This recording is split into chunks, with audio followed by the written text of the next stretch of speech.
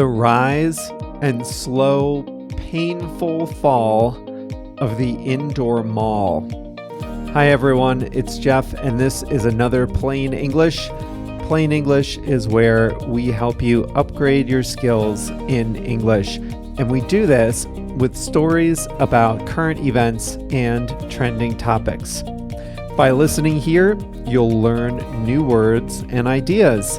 You'll get thinking in English, and at plainenglish.com, we have all the support you need to upgrade your skills in your new language. So today's story is about the mall. Actually, Thursday's story is about the mall too.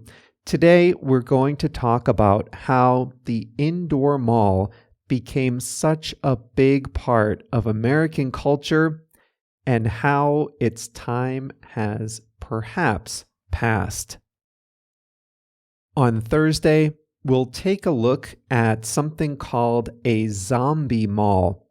That's a mall that's not quite dead, but not exactly alive and well either. In the second half of every episode, we talk about an English expression. Today's is wander around. So listen up for that. It comes right at the beginning of the story, and then I'll show you how to use it later on. This is lesson 656, so that means the full lesson resources are at plainenglish.com/656. I think we're ready. Let's get going.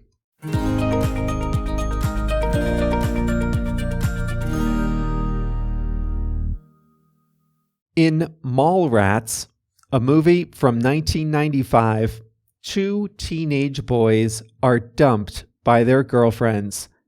To kill the time and to heal the wounds, they wander around the mall together. In Terminator 2, assassin robots attack a character at the arcade. In Wonder Woman 1984, the superhero saves the day in a mall. If you only watched Mean Girls or Clueless, you might think the mall was just a place for girls. But if you had seen Superbad or Mallrats, you'd know that that's just not true. Oh, the mall. We take it for granted now. It's in movies, TV shows, books, songs, and advertisements, not to mention in our own daily lives. But the indoor mall is relatively new. The first fully enclosed shopping mall in the U.S. opened only in 1956. Southdale Center in the suburbs of Minneapolis, Minnesota, had multiple levels of shops, an airy interior, fountains, and a courtyard. It was the first of many. By the 1980s, the mall had become the center of suburban social life. Malls had everything a shopper wanted. Most were 2 stories, totally enclosed, with heat in the winter and air conditioning in the summer. These malls featured large anchor department stores like Macy's, J.C. Penney, Lord & Taylor, Bloomingdale's, Nordstrom, and Sears. At these stores, you could buy a lawnmower or a tuxedo, a new mattress, or an expensive perfume. Outside the anchors, around the perimeter of the mall, you found specialty stores. They sold clothing, jewelry, music, accessories, gifts, books, electronics, and more. Each mall had a large food court with fast food chains and a few sit-down restaurants. The mall was also a place to hang out. Senior citizens would get there as soon as the doors opened, and they would walk laps around the vast corridors as the individual shops were still opening for the day. Parents would drop kids off at the mall, where they would spend hours walking around, socializing, and looking in the windows. Arcades provided a cheap form of entertainment. Malls were a staple of suburban life. Most of them were built well outside city centers, close to where people lived and where there was plenty of room to build massive parking lots. The U.S. went through a large period of suburbanization in the post-war period. Many people left the city center to buy homes with yards and driveways. The mall was inextricably linked to the age of the automobile and the single-family suburban home. By the early 2000s, though, things started to change. People started shopping online. New big box stores like Walmart and Target offered a cheaper alternative to pricey department stores like Macy's and Sears. Cities, which for decades had been plagued with crime, were becoming safer. At the same time, it became clear that too many enclosed malls had been built. America had far more retail space per resident than other developed countries had. Older malls were starting to show their age. They looked dilapidated. Mall developers leaned into a few trends. First, they started building lifestyle centers. These are a hybrid between a traditional enclosed mall and a city-like shopping district. Lifestyle centers are open air, even in cold weather places. They have better landscaping and more interesting design. They have more sit-down restaurants and entertainment options like movie theaters and comedy clubs. Next, developers started experimenting with new types of tenants for the traditional enclosed malls. People don't want to go hang out at the mall like they used to. So mall owners started looking for new ways to get people in the door. They recruited movie theaters, fitness centers, and even grocery stores to take the big anchor spots. For many properties, that only forestalled the inevitable. The big anchors, Macy's, Sears, and countless regional chains, they've been closing stores for years. Federated, the parent company of Macy's, once had over 1,000 stores nationwide. Now, it operates half that. At its peak, Sears operated 3,500 stores in the United States. Today, it has 12. Culturally speaking, the mall is in decline. It's not where people want to spend their time anymore. Smartphones and social media have given young people a new outlet for socializing. Streaming has opened up new forms of entertainment at home. Younger people prioritize experiences over material goods. Some malls are doing just fine, but many are struggling.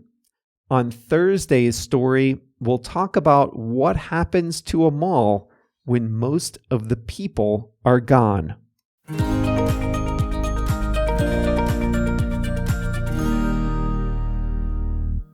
I was born in the 1980s, right in the middle of the mall's dominance in the popular culture. but I didn't live close enough to an indoor mall to experience it the way you see it in movies. The nearest one to my house was the Danbury Fair Mall. It's actually a good mall, and I did like it as a kid. There's a big carousel in the food court. It's huge. It has everything, but it was a little too far. It was about a 30-minute drive from my house, so it was just a little far to figure into my daily or weekly life. Anyway, the mall in pop culture, it's prominent in the movies from that time period, especially about teenagers. Fast Times at Ridgemont High, Clueless, Back to the Future. There was even that movie called Mallrats, and later a song. How times change. I told you a while back how much I liked Better Call Saul.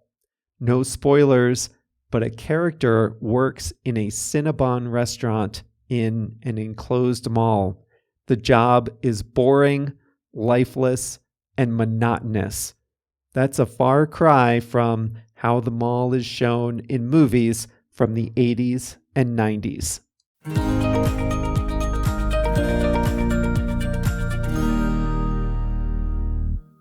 Wander around. This is a great phrasal verb to know. To wander around is to move around a place in a casual, aimless manner. When you wander around, you don't have a specific direction or purpose. You're moving at a leisurely pace. You're not looking at your watch. You're not on a deadline. You don't have a planned route. When you wander around, the goal, the purpose is the movement, the exploration, the discovery. There's no destination. And the key with wander around is that it's a physical place. You can't wander around a website. If you use wander around, you have to refer to a physical place. When I travel, I often go to cities. And when I get to a new city, I always take some time on the first day to just wander around. I just did this in Oaxaca, a city in the south of Mexico. My flight got there around noon. I settled into my room, and then I wandered around for a few hours. I walked around leisurely. I let my curiosity be my guide. I didn't follow a route. I didn't look at a map. I didn't have a destination in mind.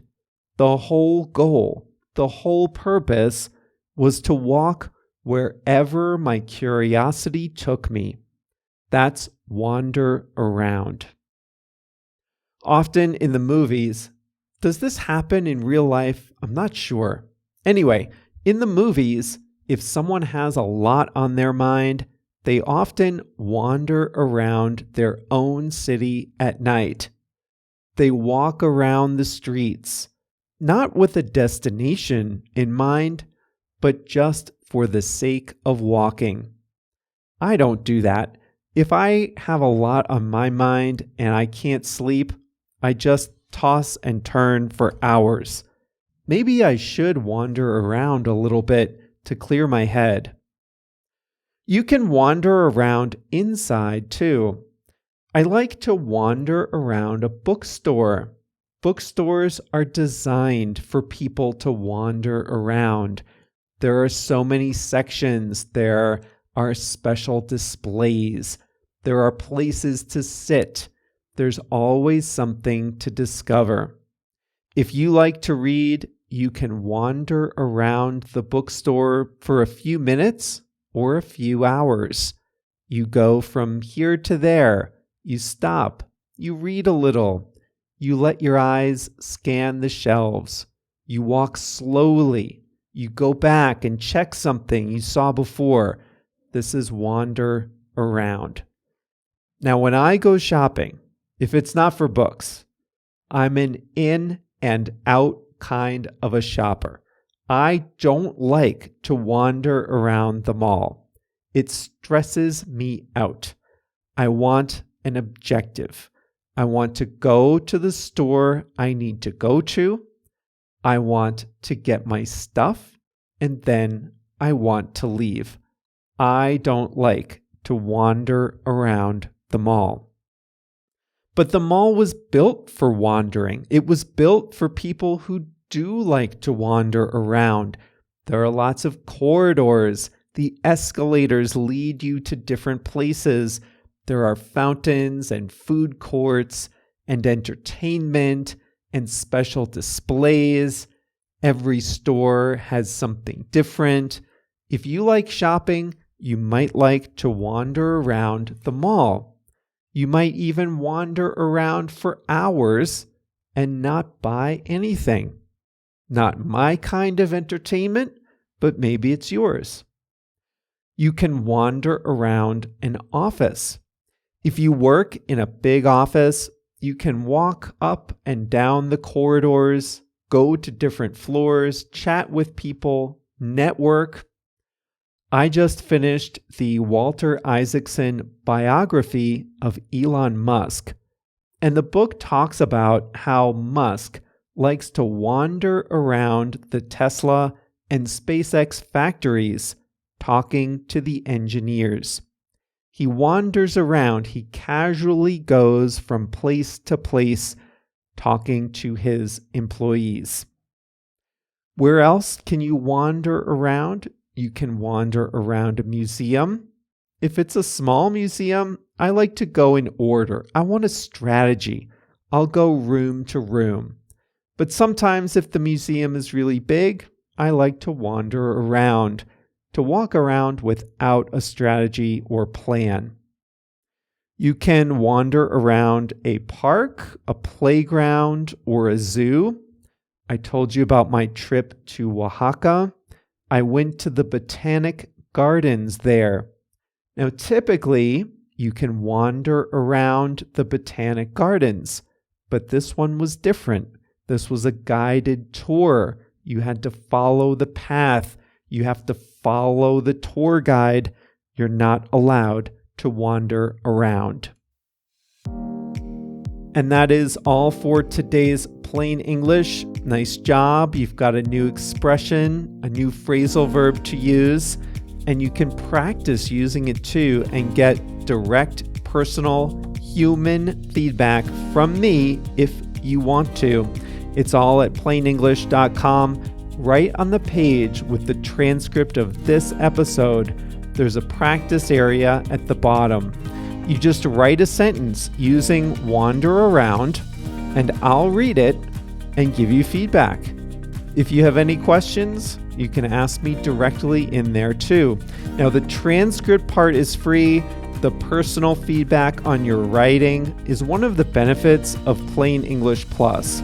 So make all your mistakes right there at plainenglish.com so that when you go out in the real world, you're equipped, you're confident, you're prepared to use wander around and the hundreds of other expressions that we have at plainenglish.com. That's all for today. We'll be back on Thursday with part 2 of today's story. See you then.